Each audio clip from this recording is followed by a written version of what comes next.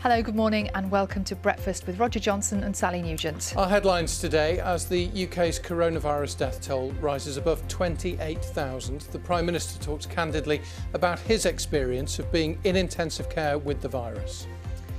In an interview with The Sun on Sunday, Boris Johnson says he was given litres and litres of oxygen and it was 50-50 whether he'd be put on a ventilator.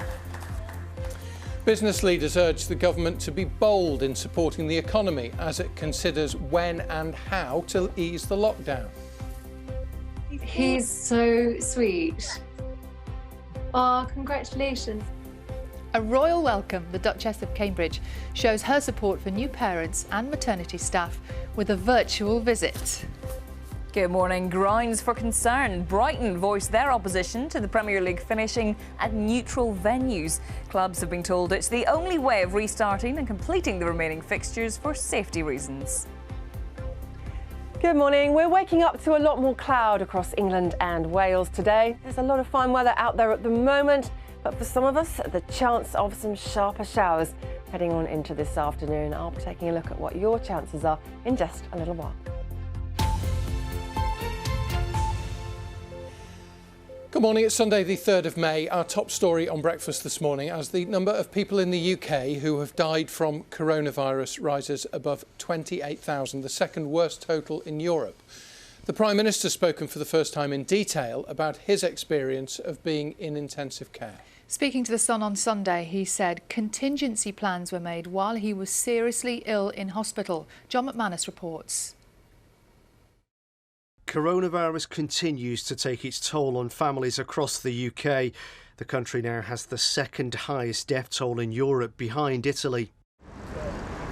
28,131 people have now succumbed to the virus, and thousands more were left severely ill, including the Prime Minister. In an interview with The Sun on Sunday, Boris Johnson said doctors had to administer litres and litres of oxygen. And at one point he wondered, how am I going to get out of this? He said the bad moment came when it was 50-50 whether they were going to have to put a tube down my windpipe. In the end, Mr Johnson didn't reach the stage where he needed to use a ventilator. Good morning. Now back at work, one of the biggest issues he faces is how to leave the lockdown. A review is due on Thursday. At the start of the restrictions, 1.8 million people in England were told to shield themselves as they were considered most at risk. They included those being treated for some forms of cancer or with diseases such as asthma and cystic fibrosis. We understand could cut. At Saturday's Downing Street briefing, the government indicated that those restrictions could be reviewed as more evidence emerged. We do recognise that asking somebody to stay shielded for their own health protection for a very long period of time, and it may be several months, is quite a difficult thing for them to do. And regarding the next most vulnerable group of people, such as pregnant women in the over 70s who've been following stringent social distancing measures, doctors, including the Royal College of GPs, say that age shouldn't be the only factor in deciding who continues to self-isolate when the lockdown is eased. And they've warned that the mental health of those staying at home should be considered. Many European countries are now coming out of their lockdowns. The challenge for the government is to formulate a successful road plan for Britain. John McManus, BBC News. Well, let's get more on this now from our political correspondent, Jonathan Blake. And Jonathan, this interview that Boris Johnson has given does give us a little bit of insight into what actually was going on when he was in hospital. It certainly does. It's an arresting account of the Prime Minister's suffering from coronavirus. He talks at first about being reluctant to go to hospital when he was in isolation in the flat above Downing Street, but was forced to go by doctors. And he says that looking back, they were right to do that. He describes getting fantastic care and it being awe-inspiring to see the medical teams at work.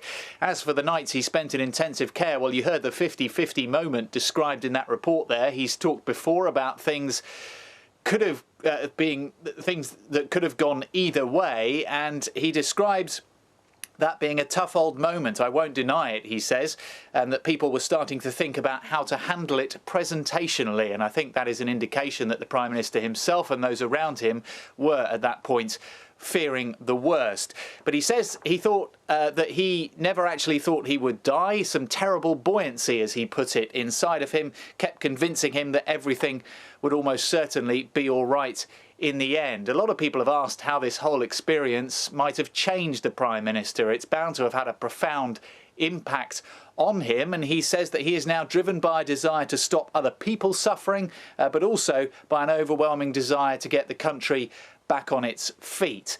And it is an insight into the first-hand experience the Prime Minister has now, as so many tens of thousands of other people have, of the potential impact of coronavirus. Jonathan, thank you. Now, some countries around the world are relaxing restrictions by reopening restaurants, cafes and markets from today. An hour ago we were in Germany. We've also heard from Spain. Let's head now to our Southeast Asia correspondent, Jonathan Head. He's live for us in Thailand this morning. And Jonathan, what's the situation there, please? Well, it's still pretty quiet. This is a very limited easing of the lockdown. The numbers here in Thailand and in all of Southeast Asia have remained incredibly low. There have been good government measures, but people think there may be other factors like weather. We've only got 3,000 cases, just over 50 deaths, only 176 people still in hospital. So you would think the government could now really relax things. People here don't have social security or savings. They're reckoning 10 million jobs could be lost by the end of the year. The collapse of tourism has really hit people hard. And this lockdown for the last 6 weeks has shut down all restaurants, all nighttime places. Basically, the only thing that's really been open is food shops and a few street stalls. From today, parks are open. They've been shut, which has been a big blow. Sports venues, some of them, markets, that'll be very important for poorer people. It's a gradual opening up. Nighttime entertainment won't come back. There's also in the restaurants, they're saying you can open, but you've got to have big social distancing, even plastic screens between people sitting at the same table. So it's a very cautious opening up. The government is very happy they've got their coronavirus numbers down so low, only a handful of cases in the last few days each day. But they don't have very extensive testing facilities here, so they are very, very cautious about allowing coronavirus to take off again. So there will be more life on the streets behind me, but there will not be a full easing of the lockdown for many weeks yet. They're going to do this in tranches. We won't see things like department stores fully open until much later in the month. Jonathan, thank you. Jonathan Head there live for us in Thailand this morning. The Duchess of Cambridge has made a virtual bedside visit to some new parents during a special video call to midwives. The Duchess worked on a placement with the team at Kingston Hospital's maternity unit in southwest London last year as part of her campaign to raise awareness of the importance of the early years. She took the time to talk to new parents, Rebecca and John. Well, firstly, huge congratulations. Thank you. Yeah. Is it a little boy or a little girl? It's a little boy. Little boy. He's so sweet. Oh, congratulations. And when did you have him? Last night at 10 p.m. So. Oh my goodness. You must be exhausted. Yeah, pretty tired now, yeah. What an amazing thing to do a few hours after you've given birth. Yeah. I know, your head's spinning, you've got a newborn baby, and then all of a sudden there's the Duchess of Cambridge to have a natter. And then you're on telly. Never mind. There you go. It is 9 minutes past 7 now. Good morning. There are fears that patients who have COVID-19 are developing kidney problems as a result. New figures from a research charity suggest more than 2,000 patients admitted to intensive care with coronavirus needed specialist renal treatment following kidney failure. Angus Crawford reports. Meet Maurice Marshall, before COVID, singer and student.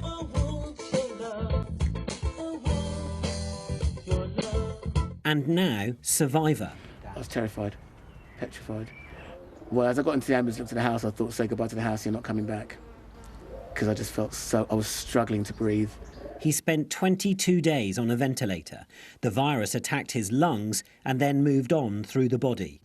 So my kidneys failed several times. So what people do fail to realise is that with COVID, it's not just about COVID pneumonia.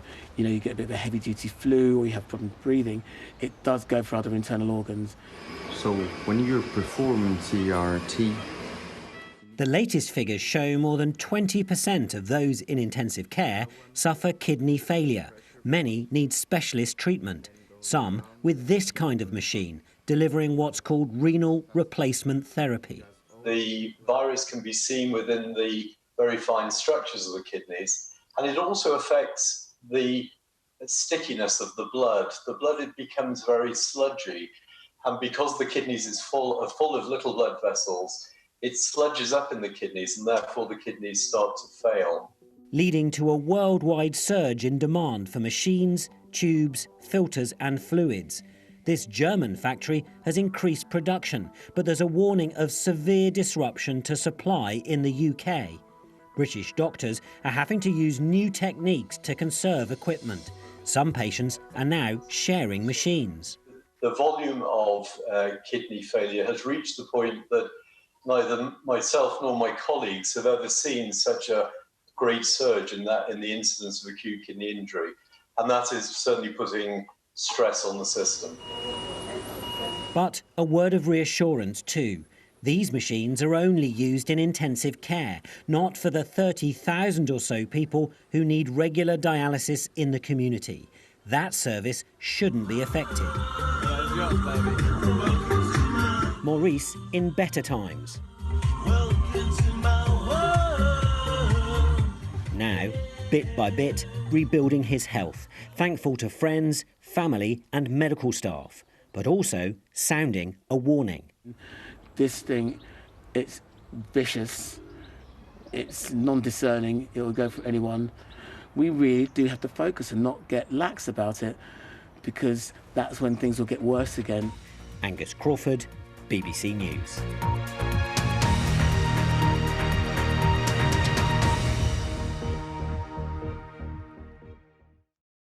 See the headlines as they happen and watch BBC News live in the app and get the full story with bbc.co.uk/news. Follow the story for all the latest with BBC News.